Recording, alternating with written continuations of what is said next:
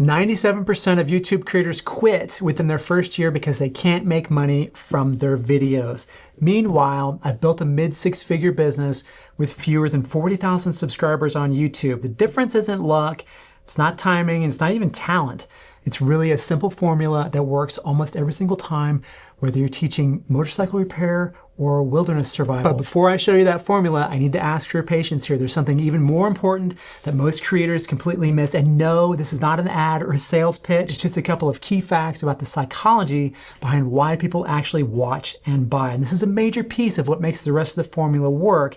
And understanding it first will make everything else kind of click into place. So bear with me on this brief foundation piece. Most YouTubers make what they think are helpful videos, and then they wonder why people click away after 30 seconds or 5 seconds. But here's what's really happening. Your viewers' brains are wired for tension and release. They need to feel like something is at stake, like there's a question that desperately needs answering. Without that tension, even the best information kind of feels boring, right? It's just a couple of facts from South Park about the psychology behind why people actually watch and buy. Now, this isn't some kind of nefarious manipulation. It's simply packaging your knowledge in a way that keeps people with very fickle attention spans engaged long enough to actually get the valuable thing that you're trying to get across to them. This is actually the storytelling framework where instead of just connecting story beats with an and then, which is boring, you use but and therefore to create cause and effect. And it comes from the South Park creators Trey Parker and Matt Stone. They said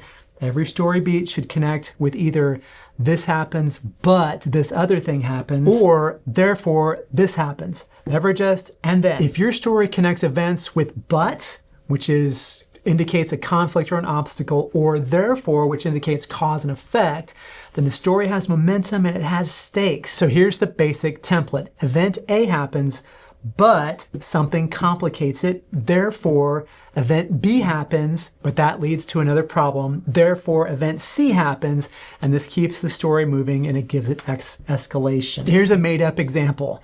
Many climbers think that they understand weather patterns, but that false confidence can put them in a body bag. Therefore, I learned the mountain weather reading system from a 30-year Himalayan guide. But even with perfect weather reading, you'll still die if you can't navigate when the visibility drops to zero. Therefore, here's the navigation technique that saved my life. Notice how much more compelling this is than, and then this happened, and then this happened, and then this happened. The but, therefore structure creates constant tension and release, making it nearly impossible to stop watching. This pattern keeps people glued to their screens because their brain literally can't handle unresolved tension.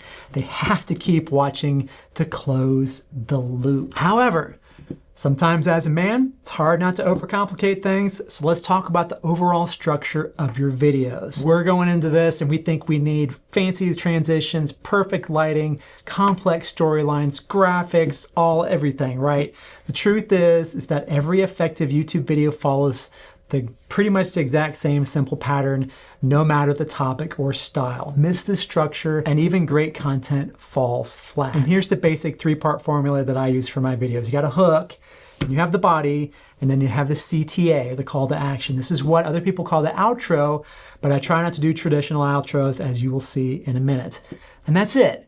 Seems almost too simple, right? The hook stops the scroll and promises value. The body delivers on the promise of the hook using tension release techniques that we talked about. And the call to action keeps them in your ecosystem watching more videos. So let's break this down a little bit more. Each section kind of needs to be its own mini movie, okay? We really don't want to give our viewers a journey that has no tension. Viewers are going to get bored and they're going to click away. So in each segment of your video, each one's going to have a little bitty baby hook that creates tension and that presents the specific pain or problem that you're going to cure in that segment, right? The gear mistake that kills more beginners than avalanches, right? If your food plots aren't producing deer, it's probably because ... Okay, and then you have the solution, which releases the tension. Give them the actionable step, right? Show them exactly what to do. Give them a real example or a case study. Make it immediately actionable. And then you want to bridge to the next segment. Use but, therefore, to tease what's coming. Here's how to test your gear properly. But even with perfect equipment, there's something else that's even more dangerous, right? It draws you right into the next segment. And here's another one. Therefore, your food plots will grow. But if you plant the wrong thing at the wrong time of year, the deer aren't even going to show up. So from here, let's zoom out and look at the overall structure of the video, starting with the most critical part, the first 60 seconds. You have mere seconds before viewers decide to stay or leave. Most creators waste this time in slow build-ups, introductions, or meaningless fluff. Your hook has one job and one job only. Grab their attention immediately. Use a shocking stat, controversial statement, or a counterintuitive claim to stop the scroll long enough for them to realize that they're about to get some serious value. So let's take a look at two different hooks about the same topic promised in the title and thumbnail. This one mistake that will kill you on the mountain and how to avoid it. Hook number one. Hey dudes, welcome back to my channel. So this morning I had scrambled eggs and toast for breakfast, which was pretty rad. And then I realized I totally forgot to renew my truck's registration again.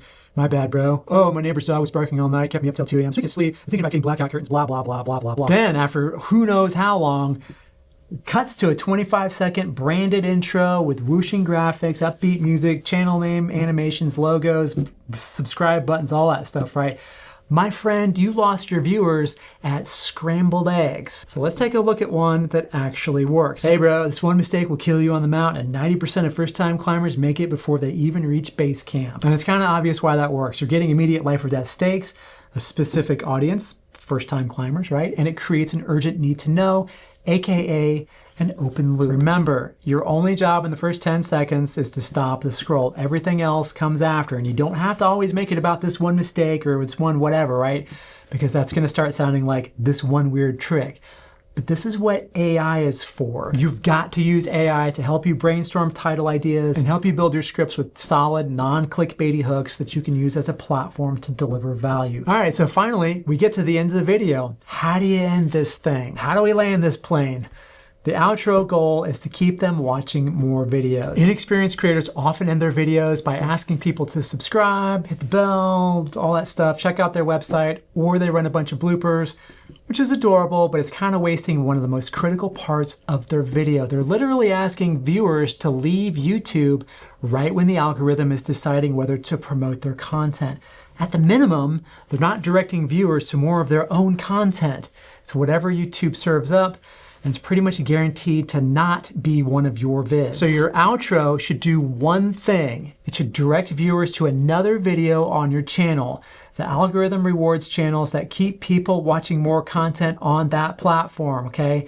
Session time is everything. In fact, I don't even call it an outro anymore in my scripts. I just call it a call to action or a CTA. Big key here is not to telegraph the ending of your video. If you start going, well, that's all I have for you, so I hope you have a great day, and oh, by the way, I hope you check out this next video here, and don't forget to subscribe, blah, blah, blah. The second you say, welp, people are gonna start clicking away, so they'll never hear you direct them to your next video. The second you finish your last step in your 5-step process or your 3-step, whatever, you just go straight into and if you wanna know how YouTube is the most powerful tool in human history, check out this video right here, and I'll catch you on the flip. See what I did there?